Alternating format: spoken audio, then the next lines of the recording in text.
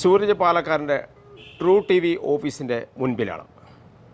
ഇപ്പോൾ ഇവിടെ police raid നടക്കുകയാണ്. ഏറ്റുമാനൂർ പോലീസിന് കിട്ടിയ പരാതിയുടെ അടിസ്ഥാനത്തിൽ FIR ഇട്ടതിൻ്റെ അടിസ്ഥാനത്തിൽ DYFI SFI വനിതാ നേതാക്കളെ അധിക്ഷേപിച്ചു എന്ന പരാതിയുടെ അടിസ്ഥാനത്തിൽ സ്ത്രീത്വത്തെ അപമാനിച്ചു എന്ന തരത്തിൽ ഉള്ള ഒരു പരാതി കിട്ടിയതിൻ്റെ അടിസ്ഥാനത്തിൽ ഏറ്റുമാനൂർ പോലീസ് കേസ് രജിസ്റ്റർ ചെയ്യുകയും ആയതിൻ്റെ അടിസ്ഥാനത്തിലേക്ക് പോലീസ് അറസ്റ്റ് നടപടികളിലേക്ക് നീങ്ങുകയും എന്നാൽ ഈ അറസ്റ്റ് നടപടികൾ തടഞ്ഞുകൊണ്ട് ബഹുമാനപ്പെട്ട കേരള ഹൈക്കോടതി മുൻകൂർ ജാമ്യം ഇദ്ദേഹത്തിന് ഇന്ന് അനുവദിച്ചിട്ടുള്ളതുമാണ്.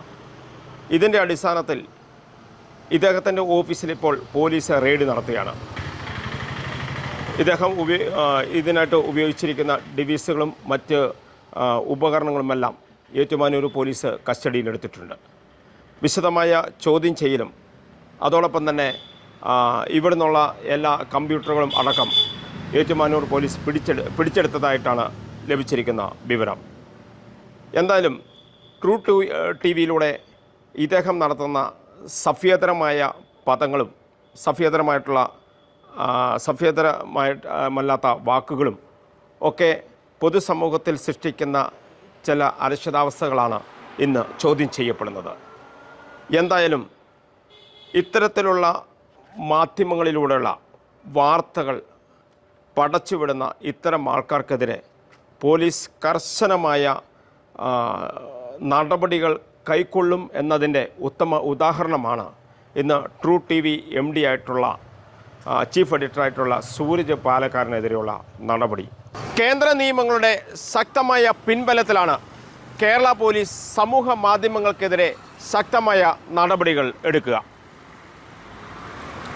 പുതിയതായിട്ട് കടന്നു വരുന്ന ബ്ലോഗർമാർക്കും അതുപോലെ യൂട്യൂബ് ചാനലുമാർക്കും തൻ്റെ യൂട്യൂബ് ചാനലിലൂടെ എന്തും വിളിച്ചു പറയാനും സ്ത്രീകളെയും കുട്ടികളെയും ഏത് തരത്തിൽ സമൂഹത്തിൻ്റെ മുൻപിൽ അധിക്ഷേപം കലർന്ന വാക്കുകൾ ഉപയോഗിച്ച് അധിക്ഷേപിക്കുവാനും സ്ത്രീത്വത്തെ അപമാനിക്കുവാനും ഇത്തരം മേഖലകൾ ഉപയോഗിക്കുന്നതിനെതിരെയുള്ള ശക്തമായ താക്കീതാണ് ട്രൂ TVക്ക് നൽകിയിരിക്കുന്നത്.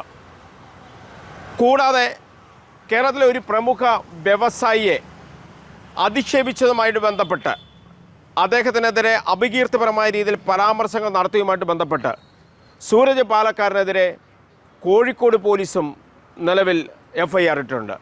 എന്നാൽ നിരന്തരം കോഴിക്കോട് പോലീസ് ആവശ്യപ്പെട്ടിട്ടും കോഴിക്കോട് പോലീസ് സ്റ്റേഷനിൽ ഇദ്ദേഹം ഹാജരാകുവാനോ ബന്ധപ്പെട്ട നിയമ നടപടികളുമായിട്ട് സഹകരിക്കുവാനോ സൂരജ് പാലക്കാരൻ തയ്യാറായിട്ടില്ല.